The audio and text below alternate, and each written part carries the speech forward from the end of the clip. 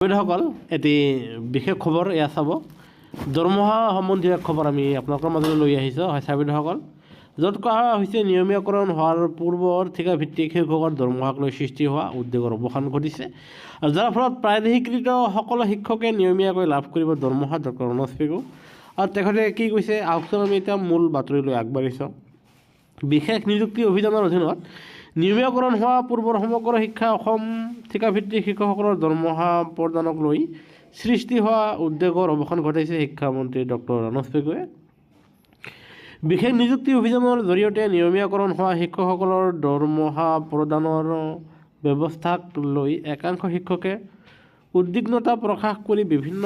মাধ্যমৰ জৰিয়তে বাৰ্তা প্ৰেৰণ কৰিছিল বুলি উল্লেখ কৰি মন্ত্ৰী ডক্টৰ পেগুৱে সামাজিক মাধ্যমত শিক্ষক সমাজক কোনো ধৰণৰ চিন্তিত নহ'বলৈ আহ্বান জনায় তেওঁ স্পষ্ট কৰি দিয়ে যে দৰমহা প্ৰদান প্ৰক্ৰিয়াৰ সৈতে জড়িত এক কাৰিকৰী তথা বিত্তীয় সমস্যাৰ সমাধানৰ বাবে শিক্ষা বিভাগ আৰু বিত্ত বিভাগে যুটীয়াভাৱে কাম কৰি আছে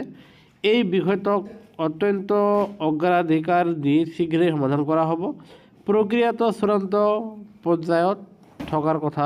উল্লেখ কৰি শিক্ষামন্ত্ৰীয়ে জনায় যে প্ৰাদেশিকৃত সকলো শিক্ষকে এটা একক আৰু সুচল মাধ্যমৰ ছিংগল ষ্ট্ৰীমলাইন চ'ৰ্চৰ জৰিয়তে নিয়মীয়াকৈ নিজৰ দৰমহা লাভ কৰিব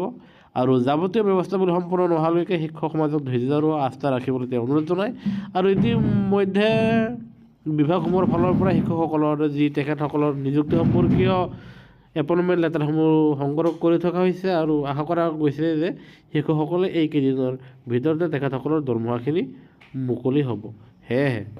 কৰ্মচাৰীসকলৰ সৈতে জড়িত প্ৰতিটো খবৰ আমি নিশ্চয় আমাৰ চেনেলটো ছাবস্ক্ৰাইব কৰিবলৈ নাপাহৰিব ধন্যবাদ